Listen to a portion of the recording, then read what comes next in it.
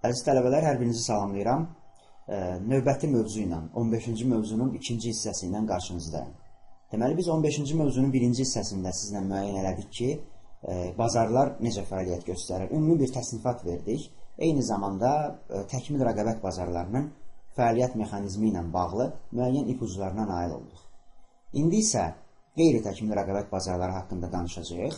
Diqqətlə qulaq asmağınızı və özünüzdə qeydlər götürməyinizi şiddətlə tövsiyə edirəm. Eyni zamanda da tövsiyə edirəm ki, digər kitablardan, bax, keçən dəfə də bunu sizə dedim, bizim çox dəyərli iqtisadiyyat müəllimlərimizin kitabları var. O kitablardan bazarın xüsusiyyətlərini oxuyun, nəzəri hissəni oxuyun. Çünki kitab cümlələri sizin üçün çox önəmlidir. Sualda sizə kitab cümlələri ilə soruşarlar, verərlər sualı.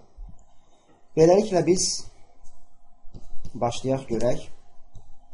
Əziz tələbələr, beləliklə biz başlayaq və görək mexanizm necə özünü göstərəcək bazarda və qeyri-təkmil rəqabət bazarları. Biz nə dedik, əziz tələbələr? Biz dedik ki, təkmil rəqabət bazarı, biraz görüntünü düzəldim, sizə daha yaxın olun.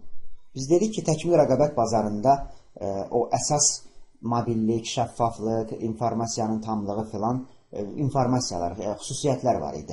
Bax, o xüsusiyyətlərdən hər hansı birinin olmaması vəziyyətində bazardakı rəqabətin mükəmməlliyi pozular və bazar olar qeyri-mükəmməl rəqabət bazarı. Yəni ki, qeyri-təkmil rəqabət bazarı.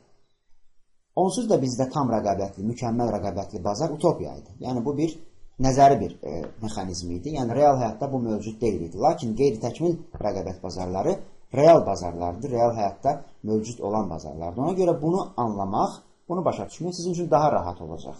Yəni, siz burada artıq ceteris paribus vəziyyətində deyilsiniz, əziz tələbələr. Ceteris paribus vəziyyətindən qurtulmuş oluruq biz burada. Beləliklə, ümumi təsnifata bir dəfə də nəzər salaq. Bazarları biz nəyə əsasən bölürdük? Bazarları onun rəqabətinin dərəcəsinə əsasən bölürdük və rəqabətin dərəcəsini nə ilə müəyyən edirdik? Bazar ünsürlərinin, özəlliklə satıcıların və müəyyən mənada alıcıların bazar qiymətlərinə təsir etmə gücü, təsir etmə lüksünə əsasən müəyyən edirdik. Əgər bu təsir gücü çoxdursa, deməli orada rəqabət şəffaf deyil. Əgər yox, təsir gücü azdırsa, deməli rəqabət qismən şəffafdır və yaxud təsir gücü mütləqdirsə, deməli, heç ümumiyyətlə rəqabətdən söhbət gedə bilməz. O monopoliya bazarıdır, yəni xalis inhisar bazarıdır. Yaxud da ki, təsir gücü ümumiyyətlə yoxdur, onda da orada tam şəffaf, tam mükəmməl bir rəqabət olacaqdır, əziz tələbələr. Biz müəyyən elədik ki, rəqabət dərəcəsinə görə satıcıların və alıcıların qiymətlərə təsir etmə gücünə əsasən biz onları böldük. Alıcılarla bağlı sizə dərin sual, dərin məsələ, dərin mexanizm düşərmi, düşməz? Soruşarlarmı? Xeyr, soruşmazlar. Ancaq bilməlisiniz ki, monopsoniya nədir? Monopsoniya bir alıcı və çox satıcıdır. Oligopsoniya nədir? Oligopsoniya bir neçə alıcıdır, ona qədər alıcıdır. Burada söhbət, əziz tələbələr, alıcı deyəndə fiziki şəxslərdən, təkcə fiziki şəxslərdən getmir. Mən, Əhməd və yaxud Məmməd və s. yox. Eyni zamanda da alıcı firmalar da, dövlətlər də alıcı qismində iştirak edə bilərlər. Monopsoniyada hansı ki o alıcılar bir nəfərdir, bir firmadır və yaxud bir subyektdir. Oligopsoniyada təqribən 3-10 subyektdir. 2 subyekt olanda xüsusi bir hal olur duopsoniya. Onun haqqında mən yazmamışam, çünki çox da önəmli deyil sizin üçün. Və orada bir monopsonik rəqabət var. Monopsonik rəqabət çox incə məsələdir. Hər halda bilməyinizdə fayda ola bilər monopsonik rəqabətdə. Monopsonik rəqabət daxili bazarda tək olan firmadır. Lakin onun əmtəə və ya xidmət aldığı mənbədən eyni zamanda xarici şirkətlərdə xarici bazarlar ödəmək üçün alış həyata keçirdirlər. Dolayısıyla monopsonik bazar, daxili bazarda monopsonikdir, yeganə alıcı odur, lakin xarici bazarda müəyyən mənada müəyyən firmalarla, xarici firmalarla rəqabət aparmalıdır. Daha doğrusu bu rəqabət xarici bazarda getmir. Sadəcə xarici bazarda bunun daxili bazarına müdaxilə elədiyinə görə eyni mənbədən alırlar axı məhsul və ya xidməti. Oradan aldığına görə bunlar orada alış məsələsində artıq müəyyən bir rəqabətə girirlər ki, biz ona deyirik monopsonik rəqabət.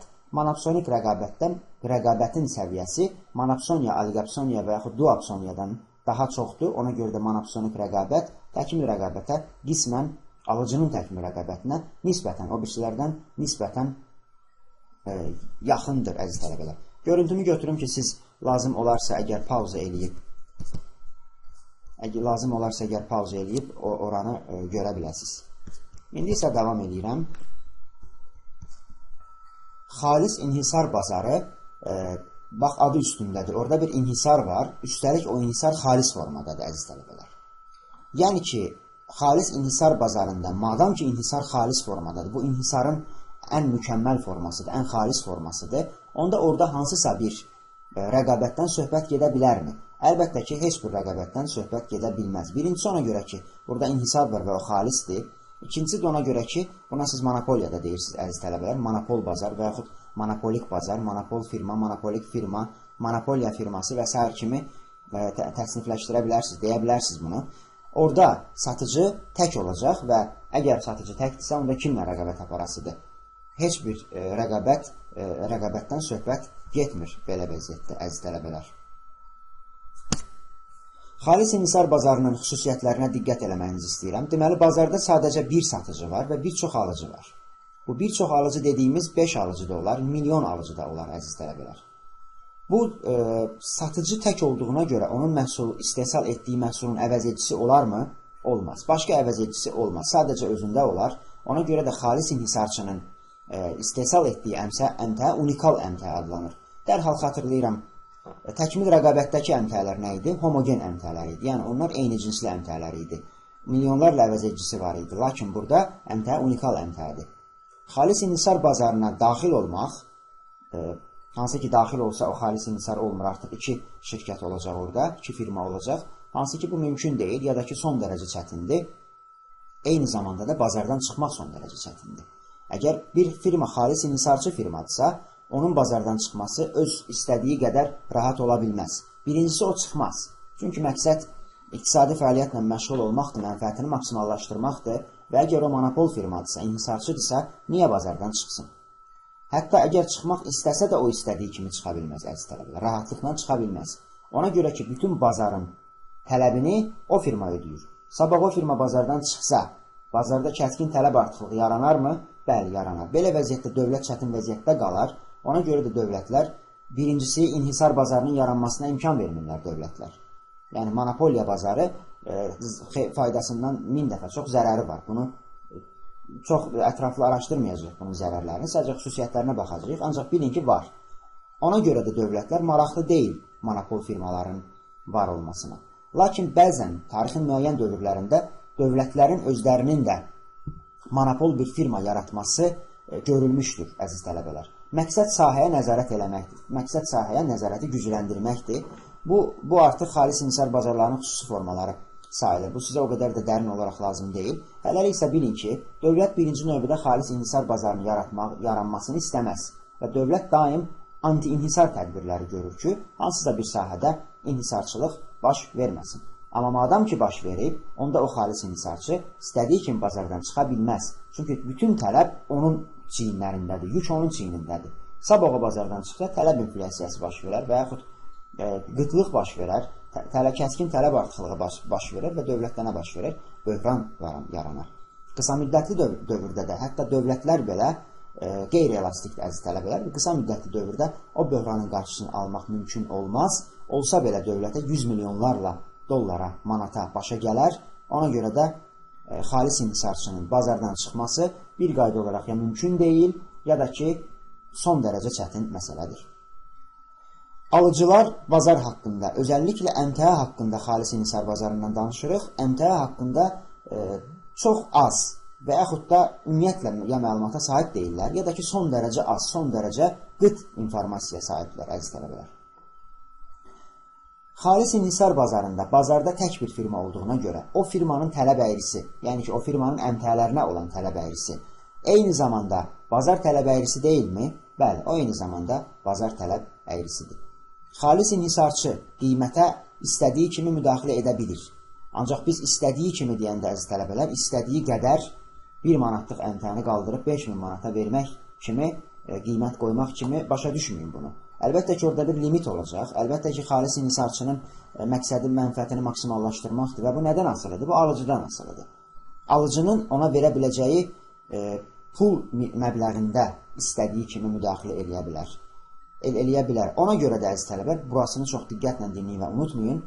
xalis inhisar bazarı da başda olmaqla bütün bazarlar, bütün qeyri təkmil rəqabət bazarları, bunlara biz deyirik qiymət yaradan bazarlar. Çünki orada hamısı qiymətə bu və ya digər dərəcədə müdaxilə edə bilirlər.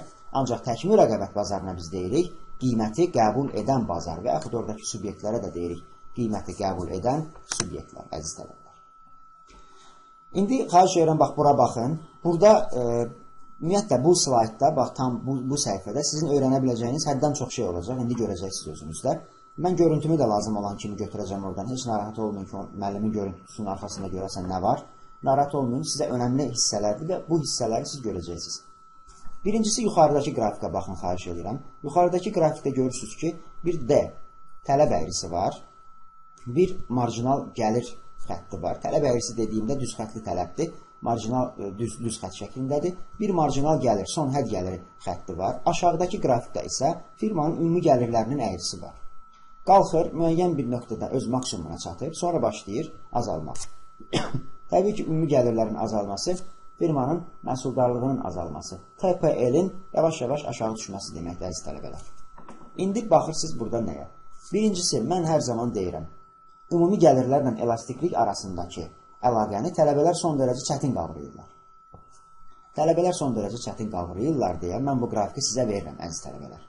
Əgər imtahanda sizə düşsə ki, tutalım ki, alıcının tələbi, əmtənin tələbinə qiymət elastikliyi 0 və 1 arasında olarsa, satıcı qiyməti 30% qaldıranda öz gəlirləri necə dəyişər? Artar, azalar, sabit qalar və s.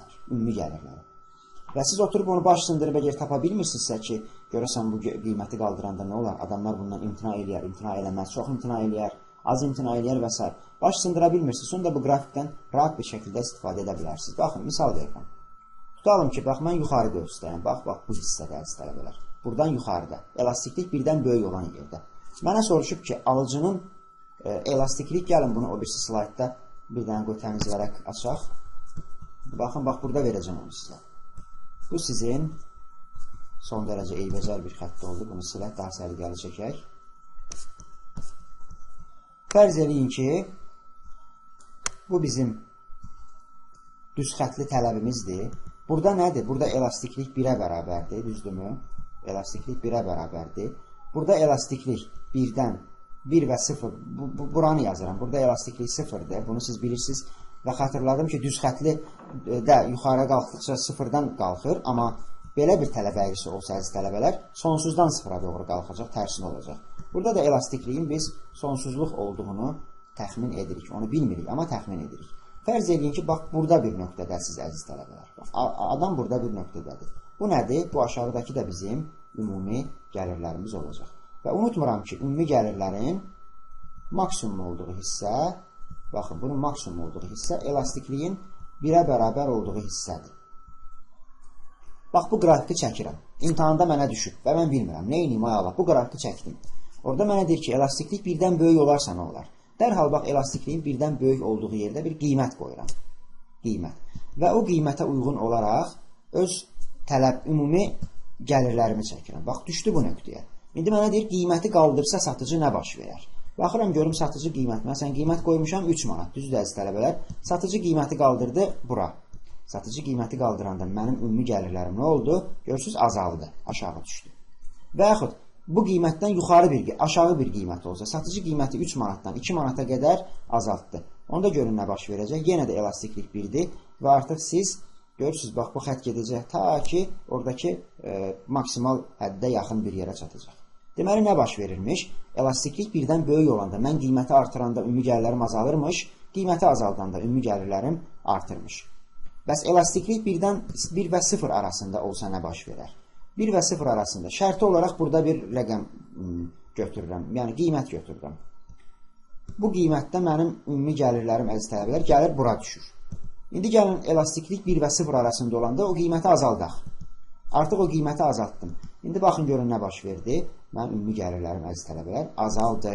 Deməli, nə olurmuş? Qiyməti azaltdıqca ümumi gəlirlər azalırmış. Elastiklik 1 və 0 arasında olanda qiyməti artırdıqca ümumi gəlirlər artırmış. Bax, bu qrafik sizə verə biləcəyim ən önəmli, ən faydalı, ən səmərəli qrafiklərdən biridir.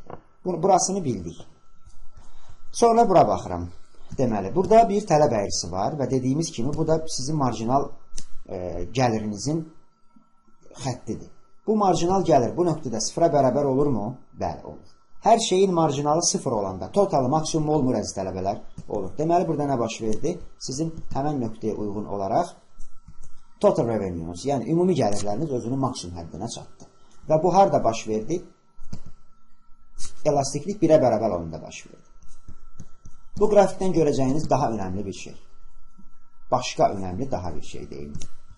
Gördüyünüz kimi tələb və bax bu tələb xəttinin güya toxunduğu yer var ya bu nöqtə. O nöqtə ilə koordinat başlanğıcı arasındakı olan məsafəni MR əyrisi tən yarıdan kəsir. Bax bura tən yarıdandır. Bu iki dənə qıraqda xəttlər onu göstərir ki, eyni bərabər məsafəyə bölüb. Tən yarıdan kəsir. Eyni bərabər məsafəyə bölüb və buradan mən belə bir nəticə əldə edə bilərəmmi ki, MR-in meyilliyi tələb əyrisinin meyilliyindən 2 dəfə çoxdur. Amma harada? Əziz tələbələr, xalis inhisar bazarında. MR xəttinin meyilliyi tələbin meyilliyindən 2 dəfə çoxdur. Çünki daha dikdir. Məsafəni də 2 yerə bölürsə, deməli bu 2 dəfə çoxdur. İndi sizə imtahanda verər. Yenə də keçirəm təmiz səhifəyə.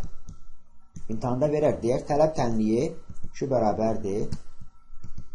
Məsələn, 4 çıx 2P şəklində verilmişdir. Bunun deyər ki, MR-ini, əziz tələbələr, bunun marjinal gəlir tənliyini qurun. Gəlin quraq. Bax, birincisi sizə son dərəcə rahat bir üsul verəcəyəm və həmən üsuldan siz onu şifahi tapacaqsınız artıq orada. Rəngi də dəyişdim. Bax, qiymətin qarşısında gördüyünüz, əziz tələbələr, bu hissəni görürsünüzmü? Bu hissəni görürsünüz. Bax, onu 2-yə vurursunuz, qalan hər şey olduğu kimi saxlayırsınız. Deməli, məndə MR nə oldu? MR oldu 4. Çıx 4P. MR belə oldu. Ola bilər sizə tərs funksiya ilə verər, əziz tələbələr. Ola bilər sizə tərs funksiya ilə verər. Deyəcək P bərabərdir 2 çıx 6 şu şəklində verim. Deyəcək MR tənliyini qurun. MR tənliyi nə olacaq? MR olacaq 2 çıx 12 küp. Bax, bu da oldu sizin tələbdən MR-ə keçməyiniz. İndi bunu biz necə əldə edə bilirik? Tələbələr, indi bilirəm ki, orada sual verirlər ki, mənim niyə biz bu P-nin qarşısındakı rəqəmi 2-yə böldük? 2-yə vurduq, üzr istəyirəm. İndi baxın, görün, biz niyə onu 2-yə vururuq, əziz tələbələr. Çox maraqlı bir riyazi tərəfi var. Mən bilirəm ki, total revenue nəyə bərabərdir? Total revenue P vur Q-yə bərabərdir. Düzdür, əziz tələbələr. TR bərabərdir P vur Q düsturunu siz bilirsiniz. İndi mənə verib tənliyi. QD bərabərdir. Tutaq ki, 2 çıx 3P. Mən buradakı Q-nun yerinə 2 çıx 3P qoya bilərəmmi? Bəli, qoya bilərəm. Çünki P vur Q-dür. Q-nu da mənə verib. Elə isə mən yazıram ki, TR bərabərdir. Baxın, P vur. Mötərizə açacağım burada. 2 çıx 3P. 2 çıx 3P. Buradan alarsınız ki, TR bərabərdir 2P çıx 3P kvadratı. Düzdür, əziz tələbələr? Düzdür. TR-in törəməsi sizə MR-i verərmi? MR-i verər. Deməli, mən bu funksiyanın törəməsini tapsam, MR-i tapmış olaram.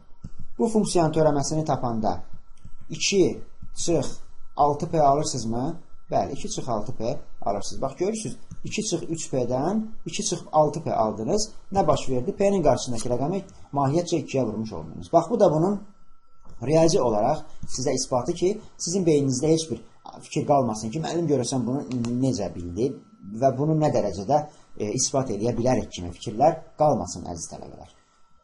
Və sizə verəcəyim bir dənə önəmli düstur, bax bu düsturdur. MR bərabərdir P vur 1 minus 1 böl elastiklik. Yəni siz elastikliyi versə, əmtənin qiymətini versə, marjinal gəlirləri soruşsa, bu düsturdan istifadə edərsiniz. Və yaxud qiyməti versə, marjinal gəlirləri versə, elastikliyi soruşsa, bu düsturdan istifadə edə bilərsiniz. Ancaq harada? Xalis inhisar bazarında, əziz tələbələr. İndi baxın, bura zəhmət olmasa. Elastiklik 1-ə bərabər olanda MR nəyə bərabərdir? MR 0-a bərabərdir. İndi siz bax, bu düsturda elastikliyin yerinə 1 qoysanız, nə olar? 1 çıx 1 böl 1 0, P vur 0 0 və MR bərabər oldu 0-a. həqiqətən də elastiklik ilə MR arasında bu düsturun doğrulayacağı formada bir əlaqə var, əziz tələbələr. Bu qrafiki, dediyim tendensiyaları və bu düsturu əsla və əsla unutmamağınızı şiddətlə tövsiyə edirəm. İndi gəlin baxaq görək, bəs xalis inhisar bazarı öz mənfəətini harada maksimallaşdırır? Ümumiyyətlə, biz demişdik ki, mənfəətin maksimallaşma nöqtəsi haradır? MR bərabərdir MC nöqtəsidir. Düzdürmü? Sizə bundan əvvəlki analiz yaxşı, əgər mənimsəmisinizsə, mən bacardığımı eləmişəm yaxşı mənimsəyəsiniz. Əgər yaxşı mənimsəmisinizsə, bu analiz, o analizin demək olar ki, eynisidir, əziz tələbələr. A nöqtəsinə qədər baxın. A nöqtəsinə qədər xərcləriniz gəlirlərinizdən çoxdurmu? Bəli. Deməli, A nöqtəsinə qədər sizin zərər bölgənizdir. A nöqtəsindən C nöqtəsinə qədər sizin gəlirləriniz xərclərinizdən çoxdurmu? Bəli. Ona görə də bura sizin nəyinizdir? Bu hissədə siz mənfəət əldə edirsiniz. C nöqtəsindən sonra, baxmayaraq ki, sizin gəlirləriniz maksimuma çatır orada. Ancaq C nöqtəsindən sonra, əziz tələbələr, sizin xərcləriniz ondan da çoxdur. Ona görə yenə də C nöqtəsindən də sonra siz nədəsiz? Zərərdəsiz. A nöqtəsinin özündə və C nöqtəsinin özündə sizin, üzr istəyirəm, sizin xərcləriniz və gəlirləriniz bir-birinə bərabər olduğuna görə siz həmən nöqtədə mənfəətiniz sıfırdır. Amma hansı mənfəətiniz? İqtisadi mənfəətiniz. Unutmayın, başa-baş nöqtələrdə hər zaman bir normal mənfəət var. İqtisadi mənfəətin birisi sıfır olduğu yerdə iqtisadi mənfəət hər zaman normal mənfəətdən az olacaq. Bunu biz daha əvvəlki dərsdən bilirik. Və iqtisadi mənfəətin sıfır olduğu yerdə normal mənfəət hər zaman müəyyən bir qiymət alacaq. Bu hissədə oxuya bilərsiniz, sizə dediklərimi xırdalamışam, yazmışam və TR-TC hissəsi sizə mənfəəti göstərir. Siz mənfəət tapmaq üçün TR-dən TC-nin çıxmalısınız, bunu bilirsiniz və maksimum mənfəət nöqtənizdə MC-nin marjinal xərclərin MR-ə, marjinal gəlirlərə bərabər olduğu nöqtədir, əziz tələbələr. Bu, bütün bazarlara aiddir. İndi bax, bu qrafikə baxın, zəhmət olmasa. Bu qrafik MR-MC analizidir və son dərəcə önəmli qrafikdir. İstər xalis inhisar bazarı olsun, istər oligopol olsun, istər inhisarçı rəqabət olsun, fərq yoxdur. Hamısında bu qrafiki görmüş olacaqsınız. Hamısında analiz eyni analizdir, mexanizm eyni mexanizmdir. Niyə? Çünki hamısı qeyri-təkmil rəqabət bazarıdır. Biz təkmil rəqabət bazarlarında MC bərabərdir MR nöqtəsindəki maksimal mənfəəti bilirdik.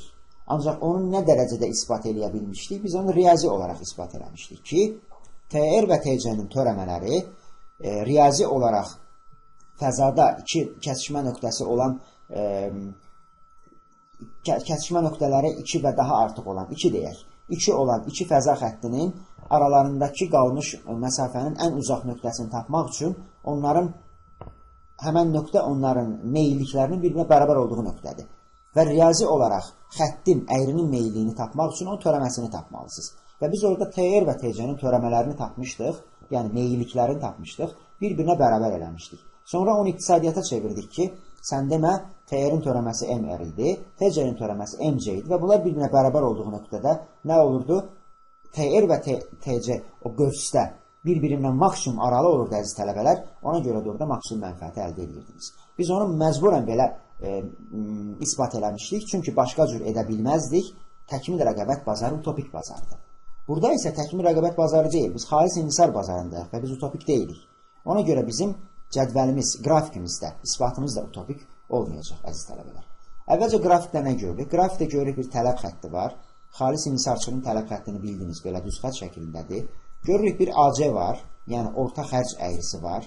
Bir marjinal xərc əyrisi var. Bir də bu ağ rəngdə olan marjinal gəlir əyrisi var. Bunların hamısını ora yığmaqda məqsədim var. Sizə bir neçə ipucu verib, bir neçə şey öyrədəcəyəm burada. İndi xahiş edirəm ki, AC ilə hələ ki işiniz olmasın, əziz tələbələr. Yəni, müəllim, AC-nin orada nə işi var deyə sual verməyin mənə. Hələ ki gözləyin, birazdan AC məsələsinə gələcəyik. Hələ ki baxım görün, ümumiyyətlə mənim maksimal mənfəət nöqtəm haradır. Bu qrafikə əsasən maksimum mənfəət nöqtəsi MR bərabərdir, MC nöqtəsidir, bax bu nöqtə, bəli. O nöqtəyə uyğun gələn miqdar, əziz tələbələr, Q ulduz miqdarıdır. Buna deyəcəksiniz optimal müsbət buraxılış həcmi. Unutmayasınız. Optimal müsbət buraxılış həcmi odur ki, həmən buraxılış həcmində, məsələn, 100 məhsul istehsal elədiniz və sizin mənfəətiniz maksimuma çatdı. Artıq 101-ci mi, 99-cu da mı nə baş verir, bunu deyəcəyim sizə. Əsas odur, əgər 100 məhsul istehsalında mənfəətiniz maksimuma çatırsa, o 100 məhsul buraxılışı sizin optimal müsbət buraxılış həcminizdir. Optimal müsbət buraxılış həcminə uyğun olan tələb toqquşmasına baxıram, qiymət. Bax, bu sizin üçün ən uyğun, qoya biləcəyiniz, ən uyğun qiymətdir, əziz tələbələr. Yəni, mən P qiymətinə şərti olaraq deyirəm, 5 qiymətinə 100 ədəd əmtəə satanda, əziz tələbələr, 5 manata 100 ədəd əmtəə satanda, bunları şərti olaraq atdım rəqəmləri, 100 ədəd əmtəə satanda nə baş verdi? Mən öz mənfəətimi maksimuma çatdırmış oluram, deyirik. İndi yaxşı, bu mənfəət maksimuma çatıb. Bəs biz bu mənfəəti necə hesablaya bilərik? İndi baxaq görək, mən 100 əmtəə istehsal edəndə mənim bir əmtəyə orta xərcim nə qədər çıxır? Düzdür? Baxıram ki, 100 əmtəə buraxılışında orta xərc əyrisi ilə toqquşma bax bu nöqtədə olur. Görə bildinizmi onu? Bəli, görə bildiniz. Və mən ona uyğun olan hissə, mənim ya AC, buna ATC də deyə bilərsiniz. Average Total Costs, ya da sadəcə Average Costs deyə bilirik ona. Orta ümumi xərclər, ya da sadəcə olaraq orta xərclər. Şərti olaraq burada bir rəqəm atıram, 3. İndi baxın, əziz tələbələr. Mən əmtəyə ortalama 3 manat xərc çəkmişəm. Və bu əmtəni bazarda reallaşdırmışam 5 manata. Burada mənim mənfəətim nətər tapım? 5 manatdan 3 manatı çıxarım, düzdürmü? Bəli. Deməli, mən mahiyyətcə P-dən orta xərcləri çıxdım mı? Çıxdım. İndi baxın, P çıx orta xərc, birinci düstura baxın. P minus orta xərc oldu məhsul vahidindən əldə etdiyiniz mənfəət, əziz tələbələr. İndi, bu düsturu unutmayasınız. Davamı, mən bir əmtədən 2 manat mənfəət qazanmışamsa, mən axı 100 əmtəyə satmışam. Ümumi mənfəətim nə qədərdir? Ümumi mənfəətimdə həmən 2 manatı 100-ə vurmalıyam. Deməli, mən mahiyyətcə nə elədim? P-dən AC çıxdım və vurdum miqdara. P minus AC vur Q olacaq sizin ümumi mənfəətiniz. Deməli, bəli, mən bu nöqtədə mənfəətimi maksimallaşdırmışdım. 5 manat və 5 manatdan 100 dənə satanda mənfəətimi maksimallaşdırmışdım. Burada mənim ümumi gəlirlərim TR bərabər olacaq 5 vur 100. Yəni 500 manat. Ancaq ümumi mənfəətim 5-dən 3-ü çıxıb bir əmtəə başına düşən mənfəəti tapıram 2 manat, onu da 100 manata vururam 200 manat. Deməli, bu 500 manat ümumi gəlirin 200 manatı mənim xalis iqtisadi mənfəətimdir, əziz tələbələr. Buralarını güman edirəm ki, başa düşdünüz və burada məncə bir sıxıntınız yoxdur. İndi bir dənə də qısaca bir şey deyək, sonra müsbət buraxılış həcmi ilə davam edək işimizə. İndi baxın, zəhmət olmasa, siz mahiyyətcə P-dən AC-ni çıxıb Q-yə vurdunuz və nə ediniz? Öz mənfəətinizi maksimallaşdırdınız. Mən P-dən AC çıxanda, bax, bu dörd bucaqlığın bu hissəsi, N hissəsi, P çıx AC deyilmi? Bəli, P çıx AC-dir. Bu hissəsi Q deyilmi, əziz tələbələr? Düzdür, bax, buradakı məsafə Q-dürsə, deməli, oradakı məsafə də Q-dür. İndi mən P minus AC vur Q deyəndə, bu dörd bucaqlının sahəsini tapmış oldum mu? Bəli, o dörd bucaqlının sahəsini tapmış oldum. Deməli, sizə qrafik verilsə, siz bilməlisiniz ki, bax, bu dörd bucaqlının sahəsi, əziz tələbələr, sizin ümumi mənfəətinizi göstərir. Bu dörd bucaqlının eni sizin bir məhsuldan götürdüyünüz mənfəəti göstərir. Dörd bucaqlının uzun hissəsi, oturacaq hissəsi sizin istehsal etdiyiniz miqdarı göstərir. Bax, bu müddəaları unutmursunuz. Bu müddəaları son dərəcə önəmlidir. Bunlarla bağlı sizə nəzəri, məsələ, mühakimə sualları çıxar. Çıxarmı? Çıxar. Bəli, çıxar. Və mən davam edirəm, əziz tələbələr. Görüntümü götürdüm ki, görəsiniz ki, orada arxada başqa sizə demədiyim bir şey qalmadı. Hər halda pauza edib istədiyiniz qeydiyyatları götürə bilərsiniz və mən öz işimə davam edirəm. İnhisar gücü, firmanın inhisar gücü və yaxud Lerner əmsalı. Unutmayasınız ki, Lerner deyilən iqtisadçı ilk dəfə ölçməyə müvəffəq olub ki, bu firmanın inhisar gücü nə qədərdir? Firmanın inhisar gücü deyəndə ümumiyyətlə biz nə başa düşməliyik, əziz tələbələr? Onu başa düşməliyik ki, bu firma qiymətlərə nə dərəcədə təsir göstərə bilir? Bax, bu firmanın inhisar gücüdür. Doğrudurmu? Firma qiymətlərə nə dərəcədə təsir göstərə bilir? İndi baxaq görək, firma qiymətlərə nə dərəcədə təsir göstərə bilər? Biz onu tapmaq üçün Lernerin fikrincə qiymətdən marjinal xərcləri çıxıb yenidən qiymətə bölsək, Lerner əmsalını taparıq. Görürsünüz ki, P-dən M-cə çıxanda hər zaman P-dən balaca bir rəqəm alınır da, düzdür. Və siz kiçik rəqəmi böyük rəqəmə bölsəniz, həmişə 0 və 1 arasında bir rəqəm alarsınız. Lerner əmsalı 0-a yaxındırsa güc azalır, 1-ə yaxındırsa inhisar gücü, yəni adamın qiymətlərə təsir etmə gücü artır. Bunun isbatını elastikliklə eləyirik biz. Bunun isbatını mən sizə elastikliklə göstərəcəm və siz görəcəksiniz ki, müəllim düz deyilmiş. Görüntümü götürürəm əziz tələbələr. Biz bilməyinizi istəyirəm ki, Lerner əmsalının tərsi elastiklik deməkdir. Amma harda? Xalis inhisar bazarında və qısa müddətli dövrdə. Yəni siz qiyməti əgər P-MC fərqinə bölsəniz, sağda gördüyünüz kimi, qiyməti bölsəniz, alarsınız nəyi? Elastikliyi alarsınız. İndi baxın, elastiklik və Lerner əmsalı bir-birinin tərsidir. Lerner əmsalı 0 və 1 arasında dəyişirsə, əziz tələbələr, Lerner əmsalı 1-ə yaxınlaşdıqca elastiklik əmsalı 0-a yaxınlaşırmı?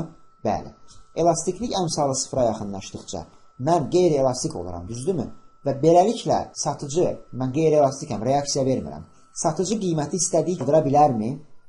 Bilər. Görürsünüz, Lerner əmsalının 1-ə yaxınlaşması satıcıya inhisar gücü verir. Niyə? Çünki mənim elastikliğimi 0-a yaxınlaşdırır. Bir-birinin tərsidir.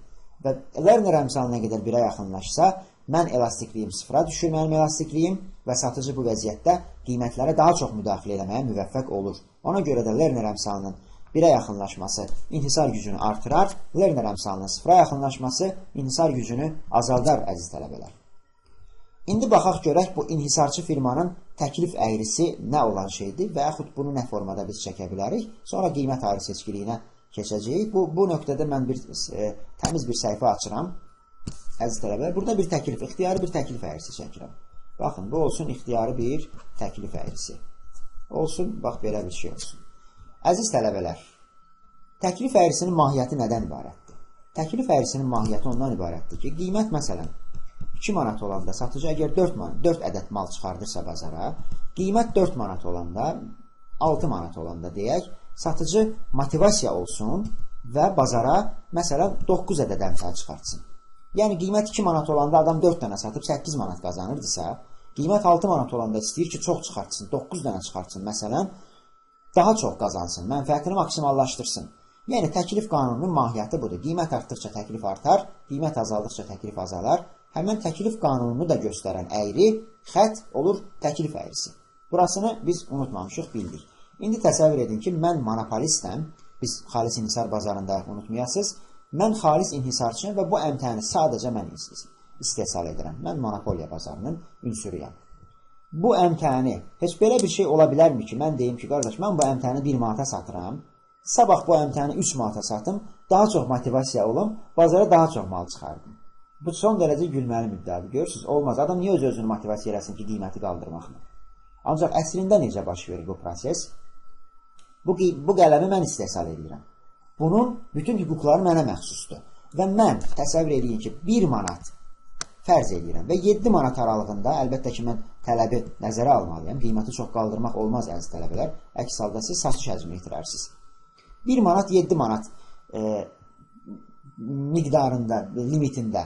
Mən istəsəm bunu 2 manata verərəm, istəsəm 4 manata verərəm, istəsəm 3 manata verərəm, 5 manata verərəm və s. Və mən məcburammı ki, bu əmtəni 2 manata verəndə 4 dənə bazara çıxardım, 6 manata verəndə 9 dənə bazara çıxardım. Buna məcburam, əziz tələbələr, məcbur deyiləm. Monopolist öz əmtəsinə istədiyi qiyməti, limit daxilində, istədiyi miqdarı müəyyən eləyə bilər. Məsələn, mən regionlarda bunu ucuz verərəm, düzdür? Bakı şəhərində bunu baha verərəm. Və yaxud regionlarda bunu baha verərəm, çünki məsələn gübrə satıram. Regionda bunu baha verərəm, çünki orada gübrəyə daha çox ehtiyac var. Bakı şəhərində bunu ucuz verirəm, çünki Bakı şəhərində gübrəyə çox da ehtiyac yoxdur, əziz tələbələr. Və yaxud mən regionda bunu 2 manata verəndə adamların tələbini nəzərə alıb 6 ton bazara çıxardaram.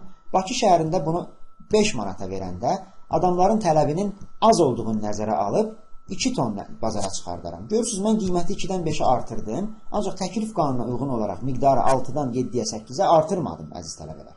Miqdarı azaltdım. Deməli, monopoliyaçı, inhisarçı davamlı olaraq nə edir, əziz tələbələr? Təklif qanununu pozur. Çünki bu adam başqa birinin qoyduğu qiymət və yaxud kiminsə müəyyən etdiyi bazarda formalaşan, hər hansı bir şəkildə formalaşan qiymətə uyğun olaraq motivasiya olub miqdar artırmaz, demotivasiya olub miqdar azaltmaz. İstədiyi miqdarı qoyar, istədiyi qiyməti qoyar. Beləliklə, mən təklif qanunu pozuramsa, mənim təklif əyrim çəkilə bilərmi, əziz tələbələr? Mənim təklif əyrim çəkilə bilməz. Və siz buradan da görürsünüz ki, xalis inhisarçı firmanın təklif əyrisi çəkilə bilməz. Onu çəkmək olmaz. Unutmayasınız. Dərhal yadıma salıram. Təkmil rəqabət bazarında tələb əyrisi düz xətli idi, meyilliyi 0 olan, təklif əyrisi marjinal xərclərin ABC-ni kəsdiyi nöqtədən yuxarıda qalan hissəsi idi. Xalis inhisar bazarında tələb əyrisi düz xətlidir, amma təklif əyrisini çəkmək olmaz. Unutmayın, əziz tələbələr, nəzəri məsələdir, nəzəri müddəadır, önəmli müddəadır və sizdən soruşula bilər. Xalis inhisarçı firmadakı qiymət ayrı seçkiliyi haqqında danışanda biz danışmalıyıq. Elə ümumiyyətlə, bax, bayaqdan mən sizə danışdığım müddəalara bir də qayıtmalıyıq. Mən görürsünüz, regionda bunu 2 manata vermişdim, amma Bakı şəhərində verdim, hani biz oranı sildik. Regionda bunu 2 manata vermişdim, Bakı şəhərində verdim 5 manata. Regiondakı alıcılara ucuz verdim, Bakı şəhərindəki alıcılara baha verdim. Deməli, mən nə elədim, əziz tələbələr? Qiymət ayrı seçkiliyi elədim. Başqa sözlə, inhisarçıya daha çox mənfəət əldə etməyə imkan verən bir vəziyyətdir qiymət ayrı seçkiliyi. Belə ki, bu zaman satıcı məhsulu istədiyi alıcıya, istədiyi qiymətə, müxtəlif alıcılara, müxtəlif qiymətlərə sata təklif edə bilir. Çünki qiymətlərə müdaxilə etmə lüksü var bunun. Beləliklə, əziz tələbələr, biz xalis inhisar bazarı ilə bağlı olan bütün müddəalarımızı yekunlaşdırdıq. Və siz artıq xalis inhisar bazarındakı mənfəətin necə formalaşması, xərclərin, gəlirlərin konsepsiyası, tələb, təklif məsələləri bunlarla bağlı tam həcmdə bir informasiya almış oldunuz. Qeyd edim ki, firma iqtisadiyyatının sualları çox çətin gələr. Məsələləri özəlliklə çox çətin gələr. Sizdə burada biraz riyazi məsələlər də olmalıdır. Məsələn, funksiyanın riyaziyyatda minimum nöqtəsini nə tər taparlar, əziz tələbələr? Tutalım ki, deyirəm sizə, törəməsini tap 0-a bərabər eləyərlər. Deməli, sizlər firmanın, tutalım ki, TC əyrisini versə və sizə desə ki, ABC-nin minimum nöqtəsindəki satış qiymətini tapın, siz TC-dəki TVC hissəsini götürürsünüz, bölürsünüz Q-yə ki, ABC-ni tapasınız, ABC-ni tapdınız, ABC funksiyasının törəməsini də tapıb 0-a bərabər edirsiniz. Görürsünüz, burası artıq riyaziyyatdır, əziz tələbələr, burası iqtisadiyyat deyil. Orta məktəbdə sizə həmişə müəllimlər törəmə öyrədəndə fikirləşirdiniz ki, ay müəllim, törəməni biz bir də nə var istifadə edəcəyik. Gördüyünüz kimi, əziz tələbələr, istifadə olunurmuş.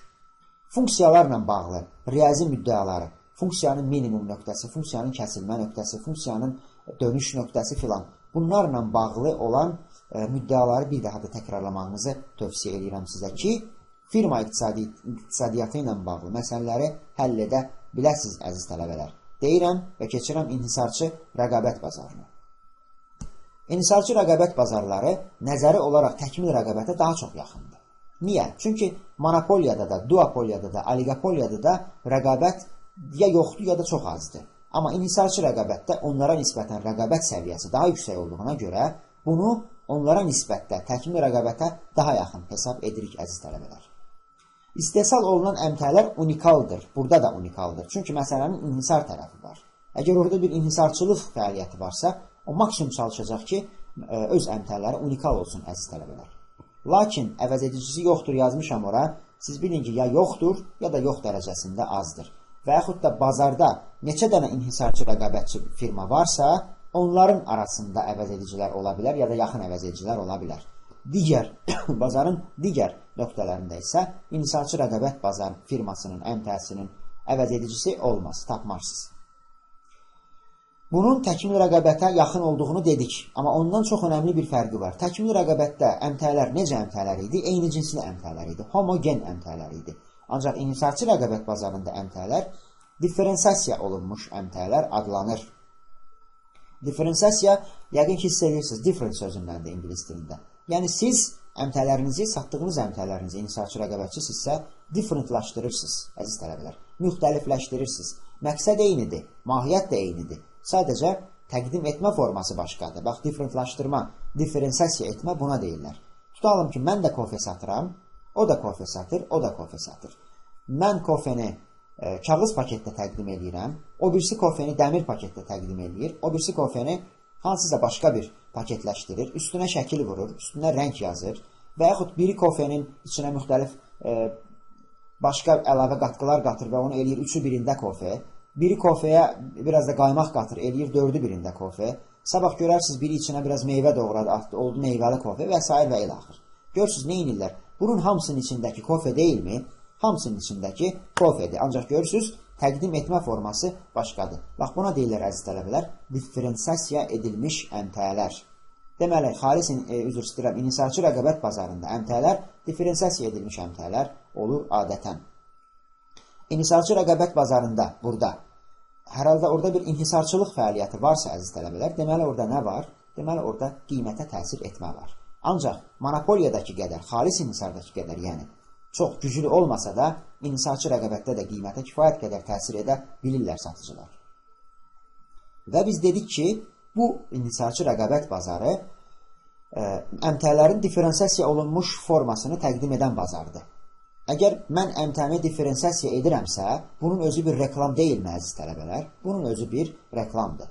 Və eyni zamanda da mən əgər orada inhisarçılıq fəaliyyəti varsa, rəqabət tamamilə şəffaf deyilsə, deməli mən bazarda öz əmtəyimlə sadəcə keyfiyyətin yüksək olması ilə önə çıxa bilmərəm.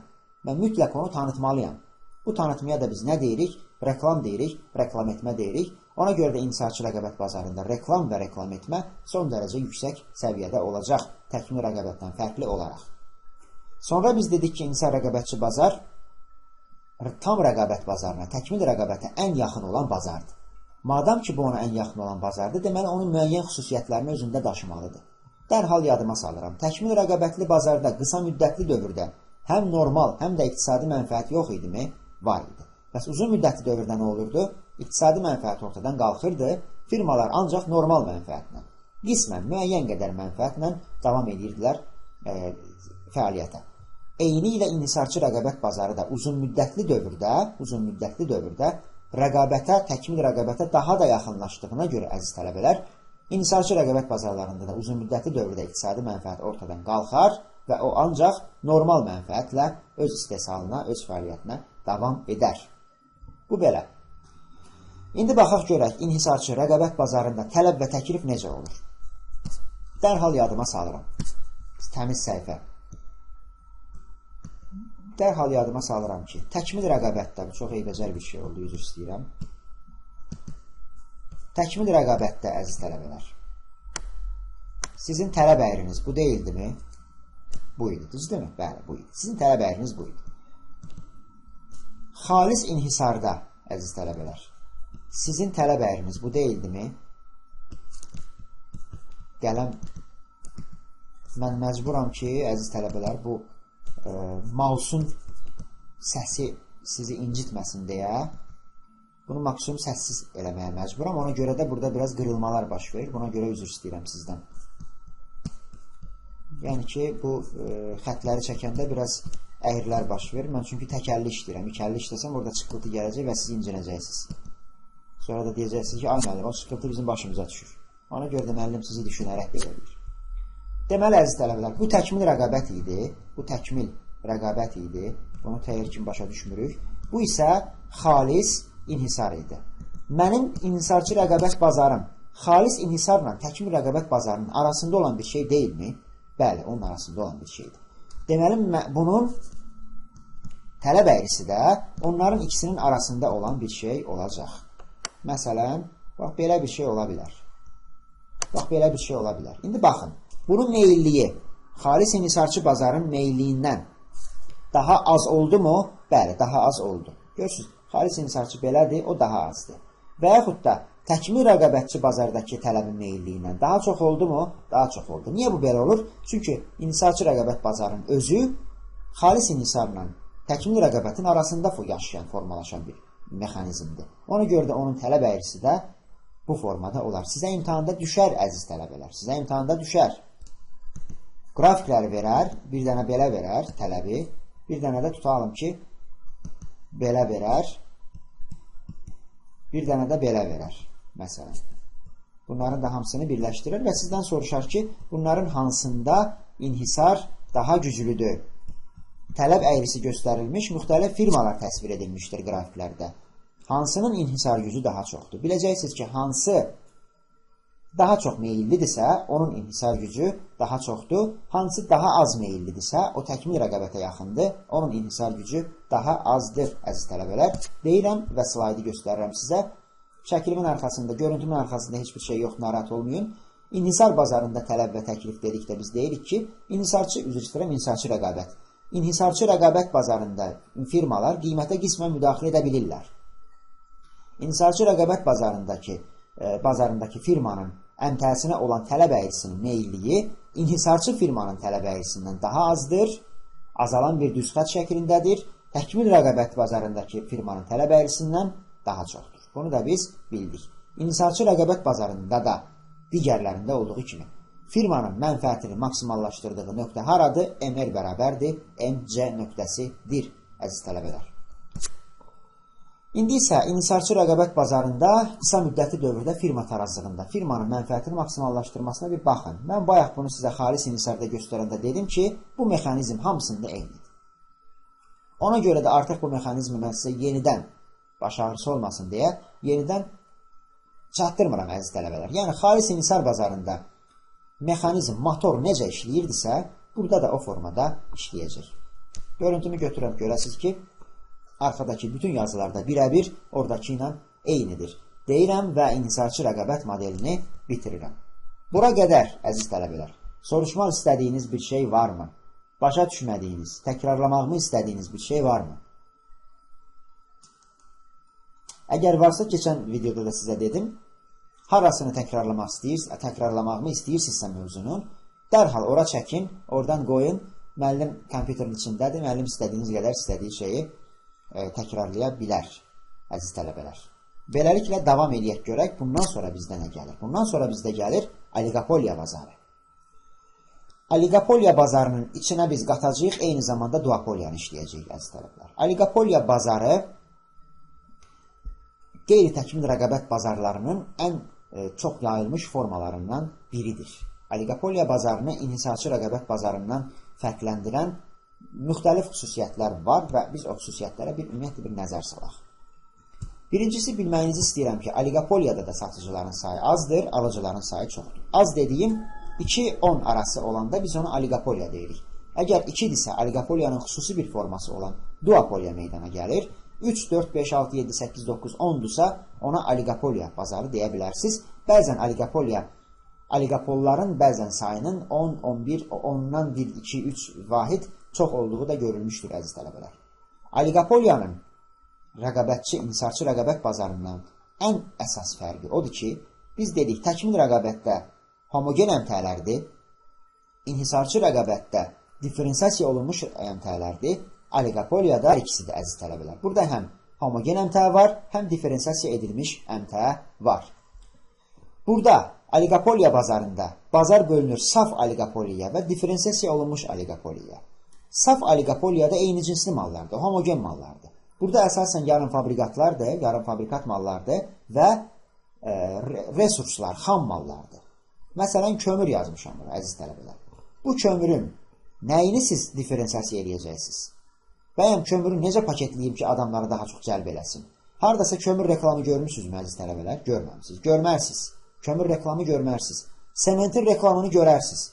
Ancaq bütün hallarda sement də bir xam maldır. Yəni, sement də həm hazır məhsuldur, həm istifadə edilmək üçün bir xam maldır, resursdur. Yəni, sementin nəyini bu şirkət diferensiasiya eləsin? Maksimum paketini dəyişər, paketi rəngli eləyər. Yəni, çox ciddi mənada diferensiasiya eləməzlər xam malları. Texniki spirtin nəyini diferensiasiya eləyəcəksiniz və yaxud neft satıram, nəyini diferensiasiya eləyəcəm? Benzinin nəyini diferensiasiya eləyəcəksiniz, əziz tələbələr? Düzdürmü? Düzdür. Deməli, bu bazarda saf oligopoliya deyirlər buna və burada əmtələr diferensiasiya edilməz. Edilsə də sıfırdan biraz artıq dərəcədə, yüngülvari diferensiasiya edilir.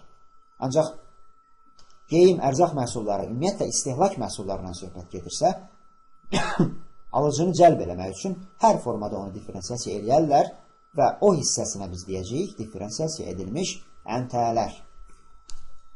Görüntümü götürdüm. Bu bazarlarda son dərəcə iri miqyaslı firmalar təmsil olunur. Yəni, biz oligopollara heç vaxtda kiçik miqyaslı firma deyə bilmərik. Çünki əgər o boyda bazarda bunlar cəmi 10 nəfərdirsə, 8 nəfər, 5 nəfərdirsə, bu firmalar 5 firmadırsa, deməli onlar kifayət qədər iri həcmli firmalardır. Və bu zamanda bazara daxil olmaq çox çətindir, əziz tələbələr. Hətta oligopol bazarlarında bir çox yerlərdə dövlət dəstəyi olmadan oligopol bazarına daxil olmaq ümumiyyətlə mümkün deyil. Azərbaycan bazarında, respublikamızda oligopoliya bazarını, məsəl üçün, mobil operatorların bazarını misal göstərə bilərsiniz, əziz tələbələr. Azərseldir, Baksel olsun, Narmobile olsun. Bunlar oligopol bazarların belə deyək, bunların yaratdığı bazar, üçünün meydana gətirdiyi bazar oligopol bazardır. Biz deyə bilərikmi ki, Narmobile şirkəti kiçik miqyaslı şirkətdir. Qətiyyən deyə bilmərik. Və yaxud Azərsel şirkəti kiçik miqyaslı şirkətdir. Deyə bilmərik. Oligopol bazarlar kifayət qədər iri miqyaslı, kifayət qədər iri kapitala malik olan şirkətlər olur. Firmalar bir-birini ciddi təqib edir, əziz tələbələr, və strategiyalarını təqlid edirlər. Baxın, A firması, 3 oligopol firma demişik, A, B, S firması. A firması nəsə bir kampaniya təşkil edəndə, B firması dərhal görərsiniz ki, ona oxşar bir kampaniya təşkil elədi. Dərhal onu neyinir? Onu təqlid edir, əziz tələbələr. Məqsəd nədir? Oligopol bazarındakı öz miqyasını qorumaq. Məqsəd budur. Oligopoliya modellərini sazişli və sazişsiz olaraq bölərlər. Sazişsiz oligopoliyaların sizə lazım olduğunu sanmıram. Önəmli deyil onlar. Sizə lazımdır sazişli oligopoliyalar. Çünki imtihanda sizdən bunu soruşarlar, əziz tələbələr. Sazişli oligopoliyalarda oligopol bazarlar fikirləşirlər ki, biz bu bazardayıq və bütün bazar bizim ancaq 3, 4, 5-imizin arasında bölünür. Niyə bir-birimizlə rəqabət aparaq? Niyə bir-birimizi qıraq? Gəlin, saziş bağlayaq, müştərək hərəkət eləyək, öz kampaniyalarımızı, öz qiymət mexanizmimizi, öz miqdar mexanizmimizi birlikdə müəyyən edək və öz mənfəətimizi maksimallaşdıraq. Bax, bu olur sazişli oligopoliya. Lakin sazişli oligopoliyanın bir açıq saziş, bir də gizli saziş olaraq bölünməsi görülür. Açıq saziş odur ki, bu adamlar, baxın, bütün hallarda oligopoliya bazarında əziz tələbələr təqlid var, yamsılama var. O bir şey eləyən kimi dərhal o birisi də bir şey eləyir. Əgər bu təkrarlama, bu yamsılama, bu təqlid oturulub qarşılıqlı razılaşma əsasında həyata keçirilirsə, buna olur, bu olur açıq saziş. Yox, əgər gizli formada bir-birini izləyib strategiyalarını təqlid edirlər, kommersiya sirlərini çözmək üçün onları araşdırırlarsa, bu artıq olacaq gizli saziş. Burada heç bir sazişdən söhbət getmir, ancaq buna iqtisadçılar gizli saziş olaraq bir terminlə ifadə edirlər. Açıq sazişin əsas formaları, əziz tələbələr, kartellər və trestlərdir. Yəni, adamlar otururlar, fikirləşirlər ki, biz bu bazarda ancaq bazar bizimdir. Gəlin birləşək. Birləşək və müştərək hərəkət edək. Beləliklə, birincisi, bazarımızı qoruyarıq. İmkan verməliyik, bazara başqa firmalar daxil olsun. İkincisi, bazardakı bütün alqı-satqıya nəzarət eləyərik. Qızım qışqırır. Alqı-satqıya nəzarət eləyərik. Üçüncüsü də ki, öz mənfəətimizi maksimallaşdıra bilərik. Deyirlər, əziz tələbələr, və birləşirlər. Birləşəndə bunlar əgər öz hüquqi statuslarını itirmirlərsə, görüntümü götürəcəyəm, narahat olmayın.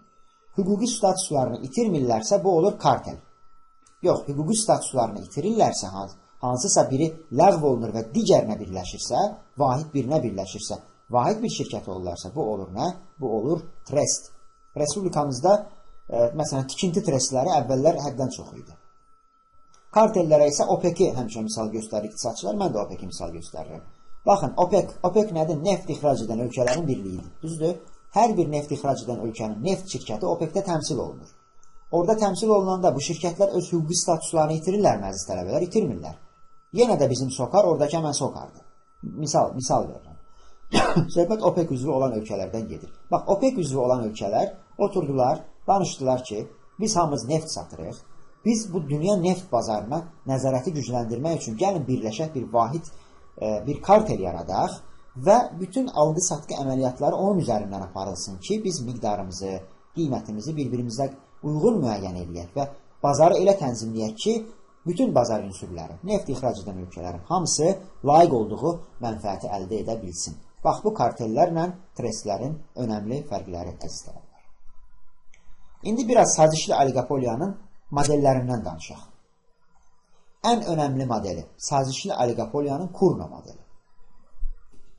Kurno modelini sizə son dərəcə maraqlı bir formada izah edəcəyəm və Kurno modeli ilə bağlı bir məsələ həll edəcəyik sizdən, əziz tələbələr.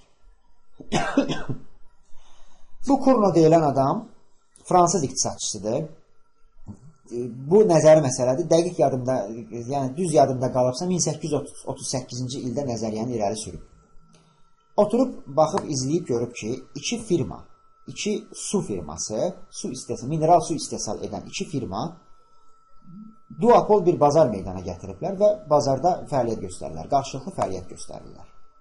Və bir müddət müşahidə edir ki, bu Kurno, firmalar bir-birinin qiymət dəyişikliklərinə bir reaksiya vermirlər. Deməli, bunların rəqabəti qiymət üzərindən deyil.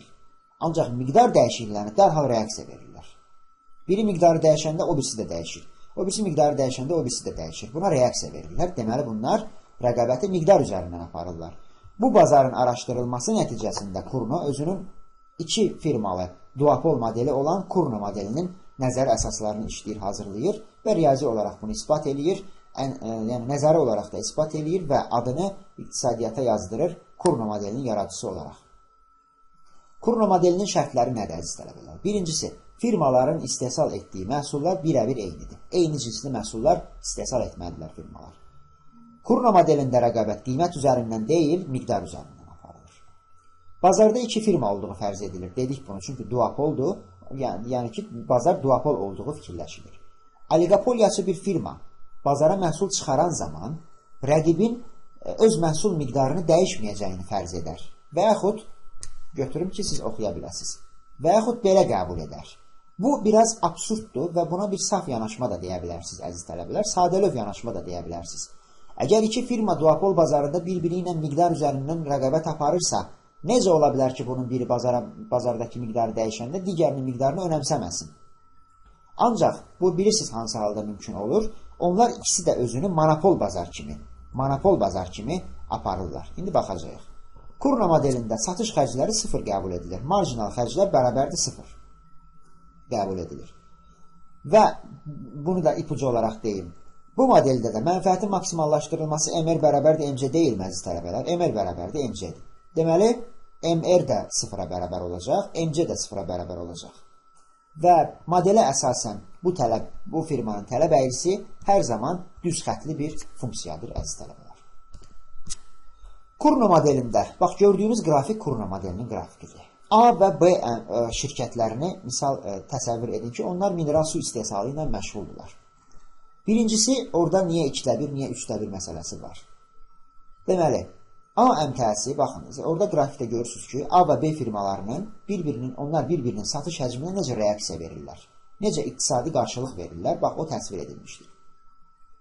Qrafikdəki sol tərəf, bu yuxarı hissə, A firmasının satışını göstərir, yəni ki, A firmasının tələbin hansı hissəsini ödədiyini göstərir, bu hissə B firmasının tələbin hansı hissəsini ödədiyini göstərir. Duopol firmalar biz dedik ki, Kurno modelində bir-birinin miqdarını dəyişməyəcəyini güman edirlər. O deməkdir ki, duopol firma, Kurno modelindəki duopol firma fikirləşir ki, bazarda təkcə mənim. Və özünü necə aparır əslində? Özünü monopol firma kimi aparır. Biz demişdik ki, inhisarçı firmanın MR xətti, yadınıza salıram, inhisarçı firmanın bu tələb xəttidir. MR xəttinin meyilliyi, tələb xəttinin meyilliyindən 2 dəfə çox deyil miydi? Deməli, o, bu məsafəni, bu tələbi 2 bərabər hissəyə bölmürdü əziz tələbələr və həmən bu məsafədə MR-in 0 olduğu nöqtədə monopolçu bir firma öz mənfəətini maksimuma çatdırmırdımı? Üzr istəyirəm, öz təyirini, ümumi gəlirlər maksimuma çatdırmırdımı? Çatdırırdı. Deməli, nə baş verir burada? Firma bazara girəndə A firması bazara girdi. Hələ B firması yoxdur. A firması bazara girəndə özünü monopol firma kimi aparır. Yəni, elə monopoldur. Çünki hələ ki təkdir. Və ümumi tələbin MR xəttinə əsasən ümumi tələbin yarısını ödəyir. Baxın, 2-1 hissəsini ödəyəcək, əziz tələbələr. Qoyuraları silib təmizləyim. 2-1 hissəsini ödəyəcək. Sonra bazara daxil olacaq B firması. Düzdürmü? B firması da nə fikirləşir? B firması da həmən qalan 2-1 hissəni, baxın, bazardır. Bunun 2-1 hissəsini A firması ödədi. B firması bazara girəndə o da özünü monopolçu kimi aparır. Çünki o birisinin miqdar dəyişəcəyinə önəm vermir. Özünü monopolçu kimi aparır və bazarın 4-1 hissəsini, qalan o 2-1 hissənin yarısını, yəni o da qalan hissənin yarısını başlayır ödəməyə. Deməli, bazarın 2-1-i və 4-1-i ödəndi. Mən görüntümü götürüm ki, siz oradan da oxuya biləsiniz. Bazarın 2-1-i və 4-1-i ödəndi. İndi ikinci firmanın, B firmasının bazara girməsi ilə əlaqədar olaraq satış miqdarı artıb axı. Satış miqdarı artıbsa, deməli, qiymətlər azalmayacaqmı? Qiymətlər azalacaq. Satış miqdarı artdı, qiymətlər azaldısa, deməli, A firması, birinci firma, özünün maksimum mənfəət nöqtəsindən uzaqlaşdı da, düzdürmü? Bəli, uzaqlaşdı. O yenə də öz maksimum mənfəətinə çatmaq üçün bazardakı payını 2-1-dən 3-1-ə qədər azaldacaq. Miqdarda biraz geri çəkilir. Miqdarda geri çəkilir ki, əziz tələbələr. Miqdarı azaldır ki, qiymətlərdə biraz oynama etsin. Düzdürmü? Qiyməti azaldar, qiyməti artırar, miqdarı azaldar ki, öz mənfəətini maksimumlaşdırsın. Unutmayasınız ki, özünü monopolçu kimi aparır. Monopolçunun əmtəsinə tələbin elastikliyi 0-0-1 arasında dəyişir. Bunu da bilirsiniz siz. Ona görə də adam fikirləşir ki, onsuz da adamdan elastikliyi azdır. Mən qiyməti qaldırsam, ümumi mənfəətimi qaldıraram. Amma qiyməti qaldırır, miqdarı müəyyən qədər azaldacaq, qiyməti daha çox qaldıracaq. Beləliklə öz mənfəətini artıracaq. Və o bazarın artıq 1/3-nə. Görürsünüz, bax, A firmasını burada göstərmişəm ki, bazarın artıq, yox, burada aşağıda. Bazarın artıq 1/3-ni o öz əlində saxladı, əziz tələbələr. Beləliklə bazarın 1/3 bir firma tərəfindən, 1/4 də bir firma tərəfindən ödəndimi? Ödəndi. Yəni bazarın 12/5, 12/7 hissəsi tamamən ödənir, bazarın 12/5 hissəsi boş qalır. Belə vəziyyətdə bazarın qalan o hissəsini yenidən ikinci firma ödəməyə çalışır. Ancaq bu dəfə də ikinci firma bazarı tamamən ödəməz, düzdürmü? Bazarın bir hissəsini ödəyər. Çünki bazarı tamamən ödəməsi bazarda təklif artıqlığı yaradar. Yəni nə mənada? Bazardakı əmtələrin sayını əvvəlkindən daha çoxaldar. Ona görə də qiymətlər aşağı düşər və beləliklə o öz mənfəətində itkiyə yol verər. Bunu da istəmir. Özünü qismən monopolçu kimi aparır və bazarı tamamən doldurmur. Ona görə də 12/5 hissənin 12/1-ni doldurur və o da öz miqdarını, istehsal miqdarını gətirir 3/1 hissəyə. Beləliklə bazarın 3/1-ni biri doldurar, 3/1-ni biri doldurar. Qalan 12/4-ü isə 12/5-in 12/1-ni bu doldurub. 12/4-ü, yəni qalan 3/1 isə boş qalır. Bax, bu əziz tələbələr Kurno modelinin ən önəmli ipucu nöqtəsidir. Bazarın 3/1-ni bir firma doldurar, bazarın digər 3/1-ni başqa bir firma doldurar, bazarın qalan 3/1-i isə boş qalır. Kurno modeli ilə bağlı, əziz tələbələr, Kurno modeli ilə bağlı suallar sizdən necə düşər? Kurno modeli ilə bağlı suallara qoy bir dənə dərhal qələmi sarı rəng eləyim və görüntümü də oradan götürüm. Və mən Kurno modeli ilə bağlı sizə bir misal verəcəm. Tutalım ki, əziz tələbələr, fərz edirəm ki, sizə soruşar. Deyər ki, Kurno modelində bazarın tələb əyrisi QD bərabərdir.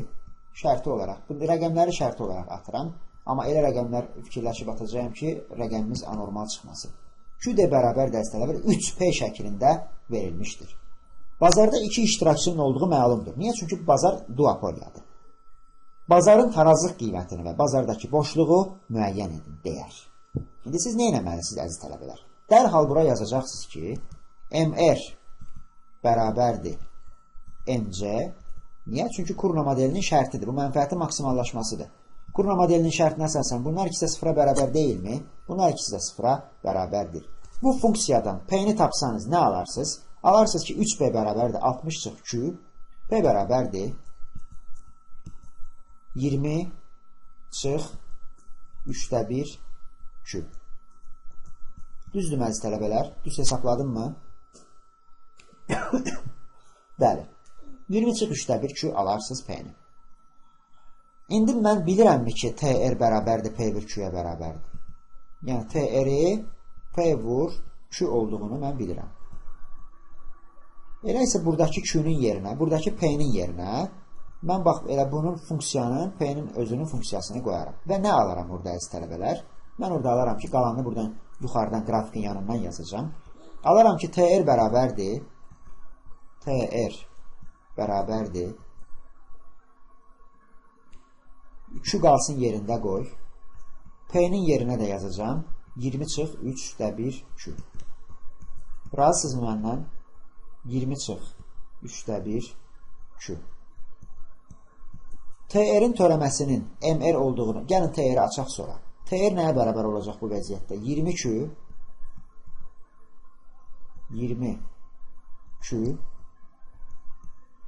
çıx 3/1 Q kvadratı. Qələmlə təkərli işləyirəm deyə, əziz tələbələr, biraz məhsuldarlığım, sürətim aşağı düşür. 22 çıx 3/1 Q kvadratı. TR-in törəməsinin MR olduğunu bilirsinizmi? Bəli, bilirsiniz. Bu vəziyyətdə TR-in törəməsi olurmu ki, 20 çıx 3/1, üzr istəyirəm, 3/2. 20 çıx 3/2 Q olurmu bu? Bu olur 20 çıx 3/2 Q. Və mən bilirəmmi ki, MR bərabərdir 0-dır? Bilirəm. Ona görə də buranı 0-a bərabər eləsəm, oradan alaram ki, 2 Q böl 3 bərabərdir 20, 2 Q bərabərdir 60, Q bərabərdir 30. İndi baxın, əziz tələbələr. Burada artıq Kurno modelinin ən önəmli müddəası çıxacaq ortaya. Tapdınız ki, firmalar bazarın 30 hissəsini ödəyir. Məsələn, firmanın ödədiyi hissə tutalım ki, 30 tondur. Bu firmaların biri 3'də 1, biri 3'də 1 ödəyirdi. Qalan bazar boşluğu da 3'də 1 olurdu mu? Bəli.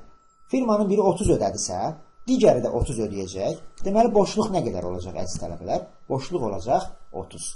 Sizdən bazar boşluğunu soruşmurdu mu? Bazar boşluğunu soruşurdu. Tapdınız ki, 30'dur. Və sizdən bir də tarazlıq qiymətini soruşurdu.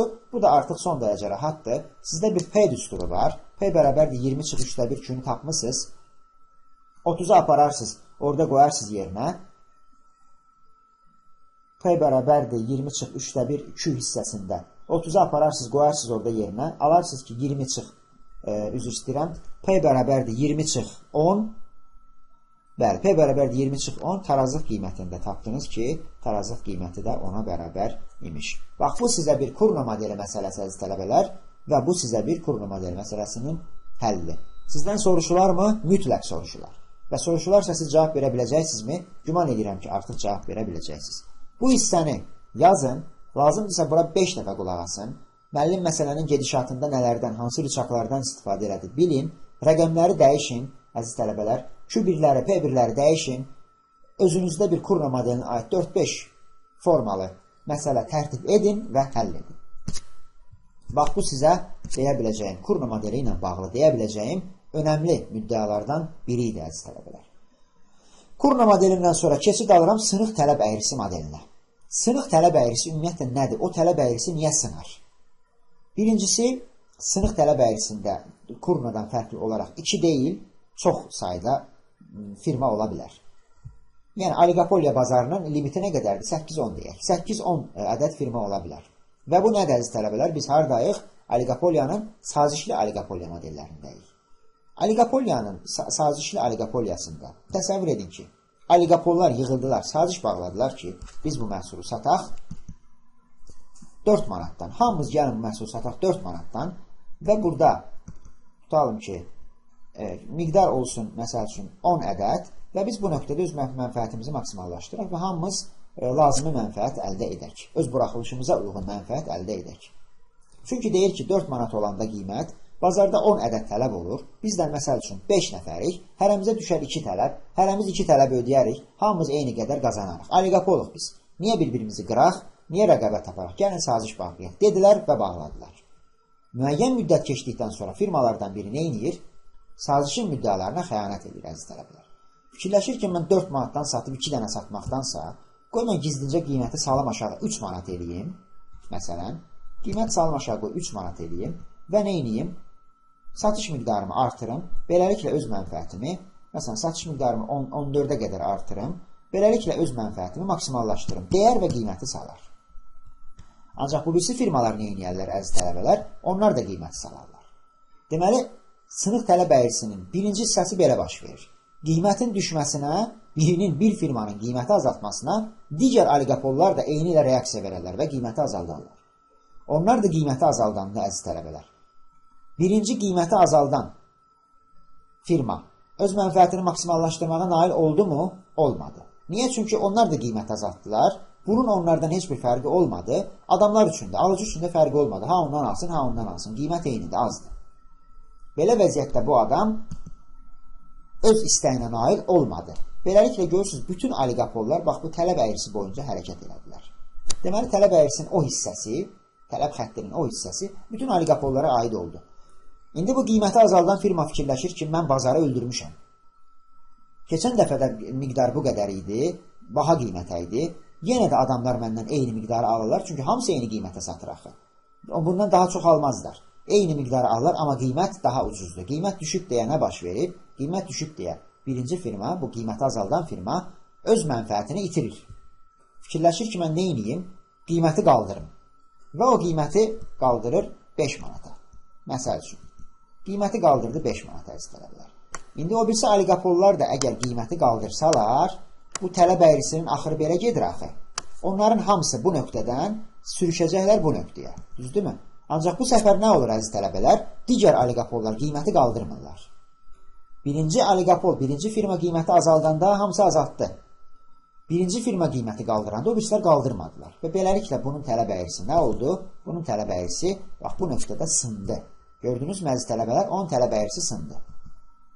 O qiyməti qaldırdı, miqdarı azaldı. Gördünüz, miqdarı azaldı, düşdü məsələn 7-yə.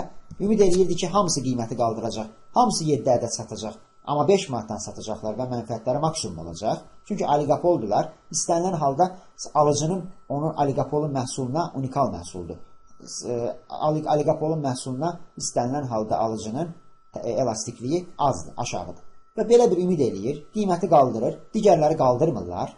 Onlar hamısı 3 manatdan 14 ədəd satarkən, bu 5 manatdan 7 ədəd satar və nə olar əziz tələbələr? Biz burada rəqəmləri şərti vermişəm. Qoy bu olsun 2 olsun. 7 olmaz mı? Qoy bu olsun 2. 14 ədəd satarkən, bu da 5 manatdan 2 ədəd satarkən nə olur? Mənfəət itirir və beləliklə bazardan çıxır. Bax, sınıq tələb əyrisinin mahiyyəti bundan ibarətdir, əziz tələbələr. Sınıq tələb əyrisinin digər xüsusiyyətlərinə də göz atın. Firmalar rəqibin qiymət azaltmalarına təqib edərlər, lakin qiymət artırmalarına önəm verməzlər. Bütün firmalar eyni miqyasdadır, eyni böyüklükdədir kimi şərt qəbul edirik. Məhsulların eyni cinsli olduğunu qəbul edirik, öz aralarında eyni cinslidir və firmaların tətbiq etdikləri qiymətlər eynidir. Görürsünüz, 1-4 manatdan 3 manata salanda razılaşdılar, hamısı saldılar. Hansısa biri o müddəalara zidd getdisə, onun tələb əyrisi sınır və mahiyyətcə iqtisadi bir gedişlə onu bazardan çıxardırlar, əziz tələbələr. Deyirəm və qiymət və həcm liderliyi məsələsinə keçirəm. Oligopoliya bazarının, sazişli oligopoliyanın növbəti modeli qiymət liderliyi, bir də ki var, həcm liderliyidir. Firmalardan birinin oligopolda biz dedik ki, bəli, hamısı eyni miqyaslı firmalardır. Ancaq əgər oligopoliyada bu sınıq tələb əyrisində hamısı eyni miqyaslı firmalar idi. Ancaq oligopoliyada normalda hamısı eyni miqyaslı deyil, hərəsi bir miqyaslıdır. Hansının maliyyə ehtiyatları digərindən çoxdursa, o birisiləri yola gətirir ki, qiymətə təsir edir. Ümumiyyətlə, bunun maliyyə ehtiyatları çoxdursa, deməli, qiymətə təsir etmə gücü də çoxdur da. Kapitalizmdə bilirsiniz, kapitala sahib olanlar oyun qaydalarını müəyyən edənlər. Və qiymət lideri olan firma deyir ki, biz bu əmtəni 4 manatdan satmayaq, bu əmtəni sataq 5 manatdan. Digərlər də onunla razılaşırlar və əmtəni liderin qoyduğu qiymətə satırlar. Bu oldu qiymət lideri və yaxud da aşağı salırlar. Həcm liderliyi odur ki, həcm lideri, yenə də həmənki firma, yığır onları başına və deyir ki, biz hərəmiz bazara 10 ton məhsul çıxartmayaq, hərəmiz bazara çıxardaq 7 ton məhsul. Niyə? Çünki biz oligopoluq, bizdən başqa bu firmanı istehsal edən yoxdur və biz bazara az mal çıxartsaq, adamlar ki, başqa yerdən onsuz da onu tapa bilməyəcəklər və nə yaranacaq? Tələb artıqlığı yaranacaq. Beləliklə, bazar qiyməti nə olacaq, əziz tələbələr? Qalxacaq. Bazar qiyməti də qalxanda biz məhsul buraxılışını artırarıq, yüksək qiymətə satarıq və nə edərik? Özümüz öz mənfəətimizi maksimallaşdırarıq. Deyir və həcm lideri olaraq həcm müəyyən eləyir, digərləri də ona uyurlar. Bax, bu həcm və qiymət liderliyi haqqında.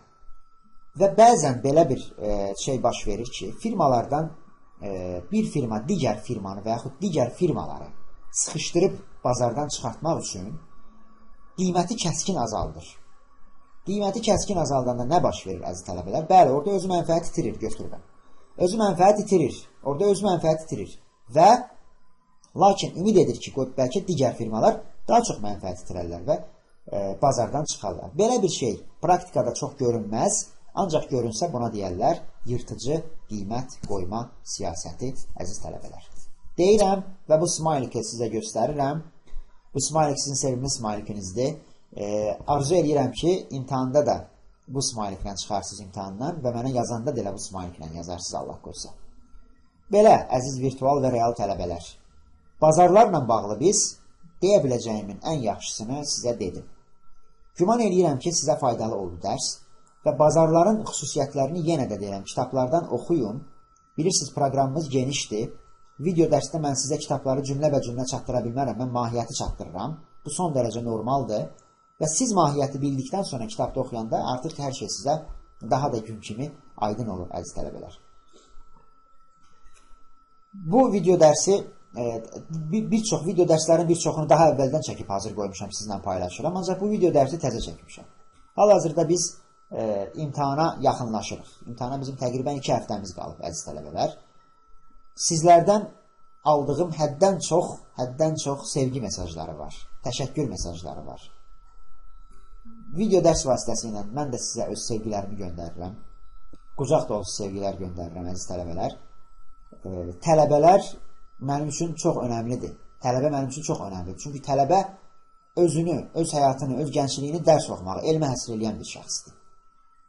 Və mən arzu edirəm ki, sizlər hər birinizin çəkdiyiniz bu əziyyət, oturmuşsunuz, saatlarla video dərslərə baxırsınız, əminəm ki, orada qeydiyyatlar aparırsınız, məsələ həll edirsiniz və s. Gecələr yuxunuzdan kəsdiyiniz, gündüzlər istirahətinizdən kəsdiyiniz və dərsinizə caladığınız bu əziyyətinizin, əziz tələbələr, vaxt itkinizin arzu edirəm ki, şiddətlə arzu edirəm ki, əziyyətinizin bəhrəsini görəsiniz. Və bir daha sizə deyirəm, 6-cı ildir mən tələbə hazırlığı ilə məşğulam. Zaman-zaman az tələbələrim, işlərimlə bağlı, zaman-zaman çox tələbələrim olub. İnanın mənə, tənbəl tələbəm də olub, oxumayan tələbəm də olub, çox çalışqan tələbəm də olub, yüzlərlə tələbəni yetişdirmişəm 6 il ərzində. Heç vaxtı əziyyət çəkən bir tələbənin nə kəsildiyini, nə də istədiyi balı yığa bilmədiyini görməmişəm. Heç vaxt görməmişəm. Əziyyət çəkən tələbə və təbii ki, sistemli olaraq əziyyət çəkən tələbə. Yəni, tələbə var ki, 24 saat oxuyar, amma düzgün şey oxumur. Lazımsız şeylər oxuyur. Dezinformasiya çox alır. Sistemli oxuyan tələbənin əziyyət çəkdiyini mən heç vaxtı görməmişəm. Əminliklə deyirəm. 100% zəmanət verirəm buna. Siz, bax, bu video dərslərə baxın, qeydiyyatlarınızı götürün, bunları mükəmməl mənimsiyin, bacardığınız qədər test praktikası artırın, özünüzdən testlər düzün. Bax, bir dənə testi tapdın, həll elədin, gördü ki, alınmır. Müəllimdən örgəndin, ya məndən, ya digər bir müəllimlərdən, son dərəcə dəyərli müəllimlərimiz həddən çoxdur. Örgəndin ondan, artıq yolunu bilirsən. Qutardı getdi, müəllimdən örgəndin, hər şey əladır deyib, əllərini havaya qaldırma, əziz tələbə. Ged otur o məsələnin üstündə, rəqəmləri dəyiş, ondan bir 10 dənə, 15 dənə tərtib elə yaz, həll elə. Qoy otursun sənin beyninə. Bax, Kurna modeli ilə bağlı məsələ verdim. Mütləq eləyin, əziz tələbələr. Video dərslərə baxa-baxa öz qeydiyyatlarınızı mütləq götürün. Tənbəllik eləməyin, əminliklə deyirəm. Yəni, əgər mənim dediyim səhv çıxsa, imtahandan sonra mənə yazarsınız ki, ay müəllim, mən gecə-gündüz çalışdım, sizin videolarınıza mükəmməl bir şəkildə baxdım və mənimsədim, amma mən getdim aşağı bal yığdım, ya da mən getdim kəsildim, deyərsiniz. Əminliklə deyirəm ki, belə bir hal baş verməyəcək. Və vicdani olaraq, onsuz da hər kəs öz əziyyətini bilir.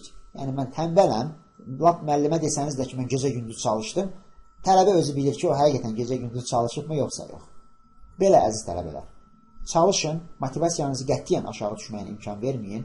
Qruplarda, özəlliklə Facebook qruplarında çətin məsələlər olur. O məsələlər sizi qəti demotivasiya eləməsin. Çünki tələbə qrupa hansı məsələni atar? 50 dənə məsələ həll eləyər, 48-ini bilər, eləyə bilər, ikisini heç cür eləyə bilməz. Ona görə də onu qrupa atar ki, qoy qrupdan ona kömək eləsinlər. Beləliklə, qrupdakı sualların 90% nə olur, əziz tələbələr? Çətinlik dərəcəsi çox yüksək olan məsələlər olur. Və çətinlik dərəcəsi çox yüksək olan məsələni həll eləyə bilmirsənsə, niyə demotivasiya olursan? Çətinlik dərəcəsi çox yüksək olan məsələlər imtahanda nə qədər düşər? Müəyyən bir faiz düşər. Bunu demişəm və yenə də deyirəm. Dövlət İmtahan Mərkəzi sizi kəsməyə yönəlmiş bir fəaliyyətlə məşğul deyil. Bunlar sizin maariflənməyinizi istəyirlər.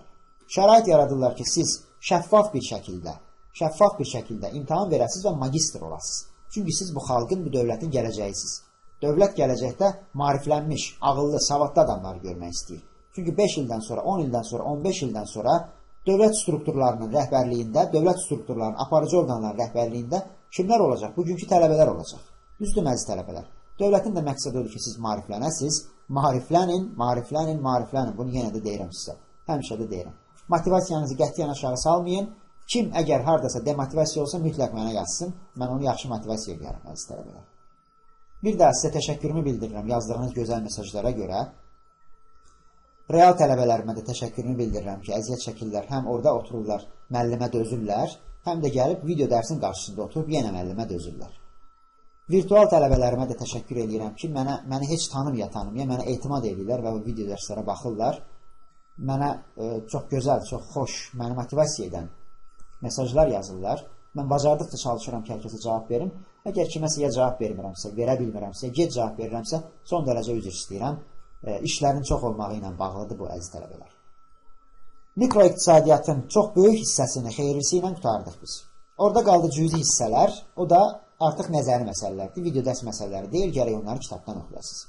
Və Allahın köməkliyi ilə bizim 16-cı mövzumuz makroiqtisadiyyatın ilk mövzusudur. Ondan sonra biz makroiqtisadiyyata bir giriş edəcəyik və makroiqtisadiyyatla öz işimizi davam etdirəcəyik, əziz tələbələr. Hər birinizə uğurlar arzulayıram. İzlədiyiniz üçün təşəkkür edirəm. Özünüzə yaxşı baxın.